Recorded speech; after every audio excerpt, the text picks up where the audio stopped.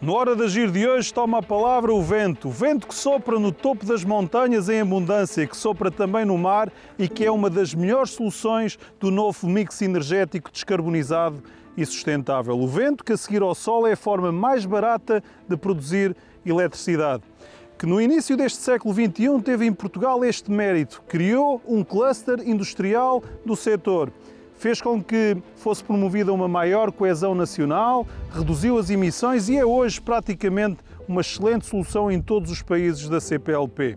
Com o avanço das renováveis, o vento encontra como aliado no combate à intermitência as barragens que são pilhas hidráulicas, as baterias eletroquímicas e é com a força deste vento que nós podemos avançar rumo a um futuro mais sustentável. E por isso, a energia que vem do vento toma a palavra em mais uma Hora de Agir. Quando eu for, um dia desses, poeira ou folha levada, no vento da madrugada, serei um pouco do nada, invisível, delicioso. A maior dor do vento é não ser colorido. Para construirmos aquela que foi a primeira aldeia global, foi do vento que veio a força que moveu as caravelas portuguesas de há 500 anos. É do vento que sopra hoje e que move as pajas eólicas e que, a cada rotação, gera a eletricidade que moverá também o mundo de hoje e de amanhã. Esse será também o mundo das energias renováveis. Nos anos 2000, quando a energia eólica ganhava expressão no mundo, previsões indicavam que na década seguinte a capacidade instalada em todo o mundo seria de 30 gigawatts. Mas em apenas uma geração, essa capacidade ultrapassará os 1.200 gigawatts. Turbinas eólicas de última geração com 8 megawatts e com uma pá com o diâmetro de um campo de futebol podem gerar, numa única volta, eletricidade suficiente para alimentar uma casa durante um ano. Pás que continuam a crescer, em terra e no mar. Essa capacidade de produzir eletricidade a partir do vento é tão grande que nos Estados Unidos a TXU Energy criou um programa chamado Free Nights and Solar Days, oferecendo eletricidade entre as 20 horas e as 5 da manhã, atraindo clientes para o uso de energias renováveis e ajudando também na gestão das redes ao reduzir os picos de consumo. Em 2023, o mundo contava com cerca de 1,5 milhões de trabalhadores no setor eólico. Só na Europa são mais de 370 mil. Nos Estados Unidos, esta é a profissão com a média de crescimento mais rápida de todas. Milhares de vagas estão em aberto, com uma estimativa de crescimento superior a 60% nos próximos anos. Isto acontece porque é preciso força de trabalho para instalar, monitorizar e manter os aerogeradores, num setor em forte expansão que precisa de pessoas qualificadas para trabalhar neste pilar fundamental da transição energética. E por isso, neste Hora de Agir, vamos conversar com Peças Lopes e com Pedro Amaral Jorge para compreender porque é que a energia que vem do vento tem um lugar especial no mix energético do futuro. Um futuro renovável e sustentável. Professor Peças Lopes, a energia que vem do vento tem ainda um potencial muito grande de crescimento no mundo. Nós já atingimos uma maturidade, há muito mais espaço para aproveitar esta energia que temos em abundância e que o vento sopra praticamente em todos os lugares. Sim, a energia do vento tem um potencial enorme ainda por explorar, embora em terra os bons locais estão praticamente todos tomados. E hoje, se quisermos continuar a expandir a produção eólica em terra, as produtibilidades desses locais já não são tão interessantes como aquilo que eram há 20 anos atrás, 15 anos atrás, em que campanhas de medição de velocidades de vento foram feitas para identificar por toda a Europa, por todo o mundo, e ainda hoje se fazem, devo dizê-lo, para identificar os locais onde era mais interessante instalar aerogeradores. Hoje, a energia eólica aparece com uma capacidade de projeção para o mar e aparece a energia eólica offshore, que no Mar do Norte tem já uma implantação muito significativa, com parques eólicos muito grandes, mas que tem uma particularidade, como o Mar do Norte é um mar que tem menos profundidades profundo, não é? baixas, os aerogeradores são fixados ao fundo do mar. E nós usamos muito o jargão anglo-saxónico nestas coisas, chamamos a estes aerogeradores bottom fix, portanto a parte do fundo do aerogerador é fixada ao fundo do mar. Se formos para a costa portuguesa, a situação já é muito diferente, porque a poucos quilómetros da costa temos um mar extremamente profundo, com profundidades superiores a 100 metros, e onde essa solução não funciona e temos que ir para as plataformas flutuantes. E, portanto, então temos o conceito do eólico offshore flutuante, que tem um potencial de expansão grande, embora precise de ganhar momento, precise de ganhar maturidade. Hoje... Já temos aí em Viana do Castelo. Já temos em Viana do Castelo, se não estou em erro, três plataformas, 3 grupos, de 8 megawatts flutuantes, de 8 megawatts cada um, são 24 megawatts no total. Mas hoje, quando estamos a falar em aerogeradores para plataformas flutuantes, estamos a falar com máquinas de 15 e 18 megawatts. Portanto, que é um salto brutal, quando se pensarmos que em terra, tipicamente as potências andam nos 4 megawatts. Hoje, aqui há 15 anos atrás, andava-se nos 2,5 megawatts. Hoje instalam-se aerogeradores de 4,5 megawatts em terra. Mas nós no sol, na energia elétrica produzida a partir do sol e produzida a partir do vento em terra, nós já teremos atingido a paridade da rede. Portanto, sem subsídio já é possível produzir eletricidade. Sim. Mas no mar ou no offshore isso ainda não acontece. Pronto. A energia eólica em terra tem hoje aquilo que nós designamos o custos nivelados de produção. O custo nivelado de produção em terra andará pelos 40, 50 euros por megawatt-hora, o que é um valor perfeitamente competitivo com os preços que existem em mercado. Das fontes convencionais? Das fontes convencionais, exatamente. Enquanto que o solar fotovoltaico tem valores ainda mais baixos. Portanto, o solar fotovoltaico de escala industrial pode atingir valores de 20, 25 ou até menos euros por megawatt-hora. Enquanto que o eólico flutuante está hoje em custos nivelados de produção na ordem dos 140 euros por megawatt-hora. Mas há projeções que apontam que quando tivermos instalado, quando tivermos ganho escala, não é? Quando tivermos instalado cerca de 3 gigawatts, de 3.000 megawatts de potência no mar, que esses valores descem para 70 euros por megawatt-hora. Portanto, perfeitamente competitivo com outras tecnologias. Portanto, o problema é esse, é ganhar escala. Mas aqui há um aspecto muito importante. O eólico no mar tem uma produtibilidade muitíssimo superior que em terra. O eólico no mar pode atingir facilmente 4.000 horas por ano. Quando eu digo 4.000 horas por ano, estou a falar, um ano tem 8.760 horas. Portanto, quando eu digo 4.000 horas, quer dizer que os geradores produziram uma energia equivalente a funcionar 4.000 horas à potência nominal. Em terra, conseguem-se valores de 2.500, 2.700, 3.000 horas, excelente quando se consegue 3.000 horas. Portanto, no mar tem-se uma produtibilidade muito superior. E este é um aspecto importante a ressaltar. Portugal avançou no eólico e está a avançar agora também no eólico offshore, mas nós temos no Brasil, naquela costa atlântica, 8.000 quilómetros de costa, temos no Índico, em Moçambique, temos Angola também com virada para o Oceano Atlântico. Há aqui também um potencial grande nestes países da CPLP, nestes países de língua portuguesa, também para o eólico penetrar. O recurso eólico no Brasil é excelente, principalmente no Nordeste. Há imenso vento. Não estamos a falar do mar, não estamos a falar o offshore. Mas também há espaço. Terra. Claro, é evidente. Mas não é preciso. Não é preciso. Há muito espaço onde colocar aerogeradores no Nordeste do Brasil. E com o mesmo número de horas também, com as tais 4.000. Com as tais próximo das 4.000 horas. E também no sul do Brasil. No sul do Brasil também o recurso eólico é muito, muito interessante. E, aliás, há um grande número de parques eólicos em operação nestas zonas do Brasil.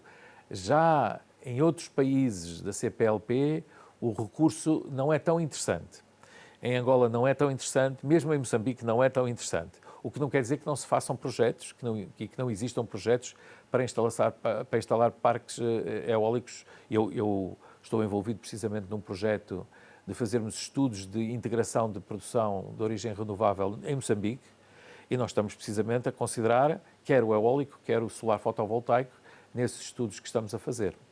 Na questão do eólico offshore, nós temos aqui também um debate muito acerca do impacto na biodiversidade, com as aves, como é que se podem mitigar esses efeitos, ou se no debate público alguns temas estarão ou não a ser exacerbados, tendo em conta a escala de valores que nós precisamos colocar nestas coisas? Naturalmente que o debate público acaba sempre por exacerbar algumas dessas questões e naturalmente que há quem se aproveite desse facto para tentar alguns ganhos, ou que de alguma maneira até são legítimos, podemos admitir isso. Mas depois temos a razão da ciência e que temos que puxar por ela, não é? Sim, mas eu diria que há outros aspectos que podem ser potenciados e que podem ser alavancados com as plataformas eólicas e que têm a ver com a aquacultura.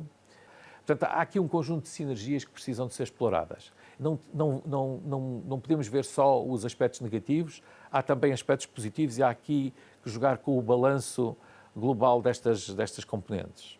Mas a questão, por exemplo, que é muito falada, da questão das aves que embatem contra as pás das eólicas, isso é uma realidade que existe? Há hoje algumas formas de mitigar? Sim, isso é uma realidade que sempre existiu e, aliás, muitos parques eólicos foram evitados porque quando se percebia que o parque ia ser levantado numa zona que ficava num corredor de migração de aves. E quando isso acontecia, não se instalavam os parques. Aqui é a mesma coisa. Temos que avaliar. Temos que fazer uma avaliação, há uma avaliação ambiental e avaliar as situações desse tipo e, naturalmente, que nessas situações temos que evitar construir essas instalações. E sobre a energia que vem do vento, nós ouvimos também a APREN, a Associação Portuguesa de Energias Renováveis. O offshore, nós só temos aqueles 25 megawatts do Windfloat em Viana do Castelo.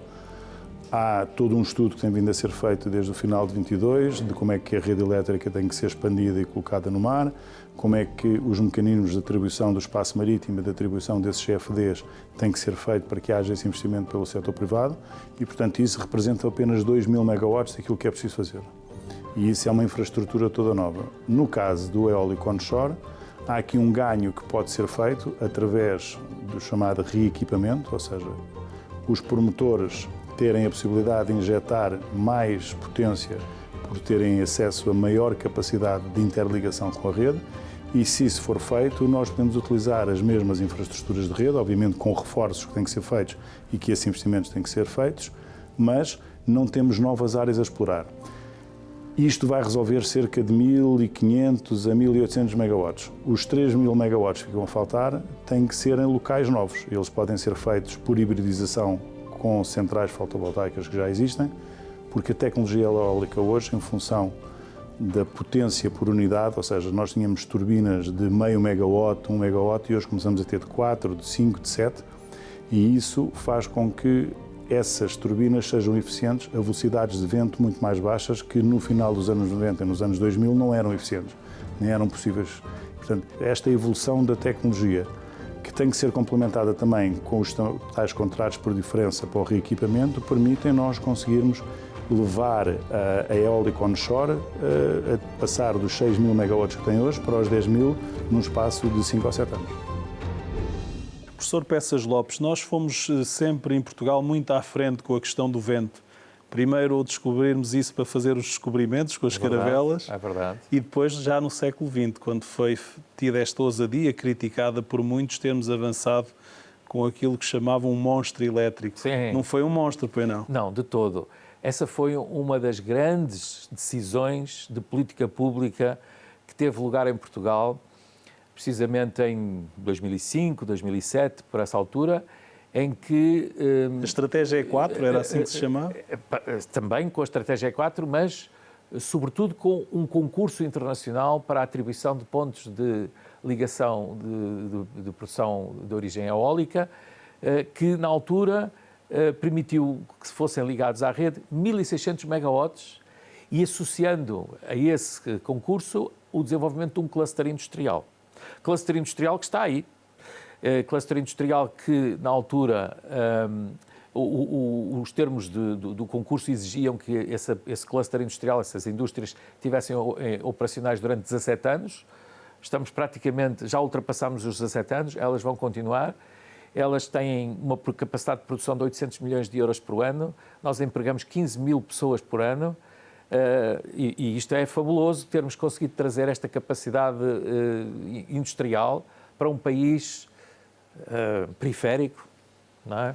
E fruto desse investimento, nós hoje conseguimos ter energia renovável, cerca de 60% produzido a partir dessas fontes, e foi tida também uma medida que eu acho que merece vir a esta nossa conversa, que 2,5% do volume de negócios produzido nessas centrais ficavam nos municípios. Exatamente. Portanto, houve muitos municípios do interior que se desenvolveram também mais uma vez, uma excelente medida de política pública no sentido de distribuir os resultados operacionais dessas instalações de produção de eletricidade, promovendo o desenvolvimento económico das populações onde essas instalações ficavam.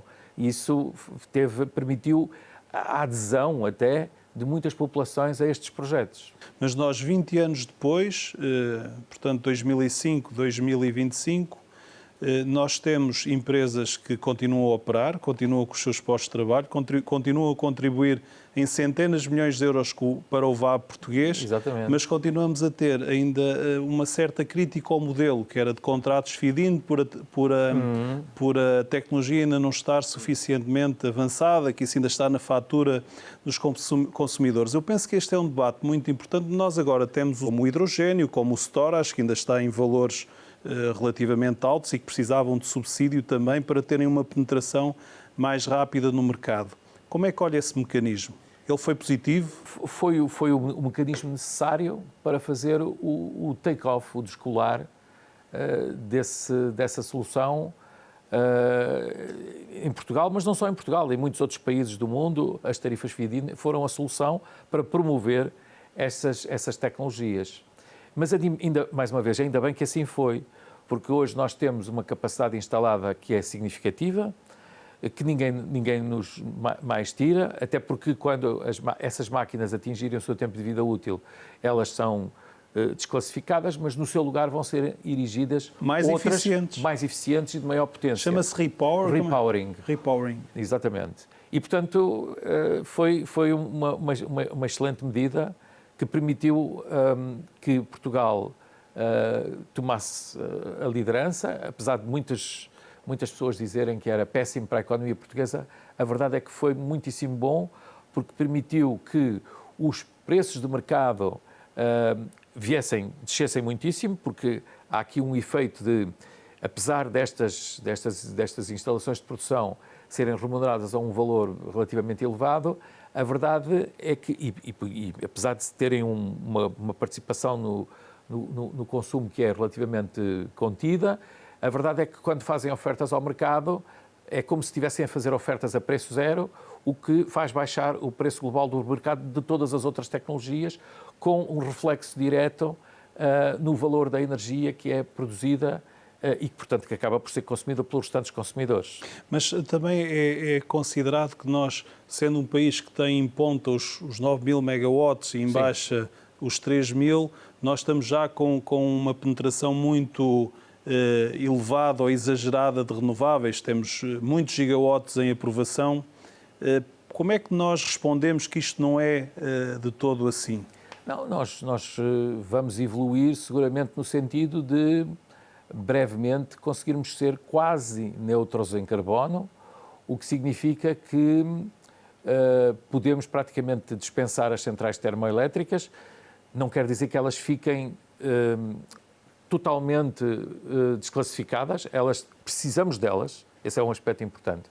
Nós precisamos das centrais termoelétricas, nomeadamente as que queimam gás natural, para garantir a segurança de abastecimento, disponíveis para operar quando o operador do sistema entender que é necessário, remuneradas com contratos de capacidade e desta forma garantindo que nunca se colocará em causa a capacidade de alimentação da procura em Portugal. A estratégia para o eólico no início dos anos 2000 aqui em Portugal é um excelente exemplo de como uma boa política pública pode ajudar ao desenvolvimento económico e social do país. O investimento no eólico Permitiu que fossem reduzidas importações de combustíveis fósseis que eram utilizados para produzir eletricidade e, em seu lugar, passou a ser produzida a eletricidade a partir de fontes renováveis. Isso permitiu uma ajuda na nossa balança comercial, mas fomos mais longe. Foi criado um novo cluster industrial pela obrigatoriedade que existia daqui existir indústria para construir as pás e para construir uma série de componentes que eram necessários para a construção das torres eólicas. Mais do que isso, foi conseguida ainda política que viabilizou uma maior coesão nacional. 2,5% de toda a eletricidade produzida nestes parques eólicos ficava nos municípios e muitos concelhos deste país, no interior, puderam ter uma renda extra generosa para o seu desenvolvimento. E hoje essa mudança continua a acontecer, não só nas exportações que ultrapassam mais de 400 milhões de euros todos os anos e que continuam a acontecer e a ajudar a economia portuguesa, mas também por novas oportunidades, porque agora estes aerogeradores mais antigos serão substituídos por novos que irão continuar a soprar nestas montanhas e a produzir a eletricidade que precisamos para avançar. E com este vento a soprar, nós ficamos por aqui. Ele continuará a soprar até à próxima semana, onde nós temos encontro marcado para mais uma Hora de Agir. Um abraço, amigo, e até lá.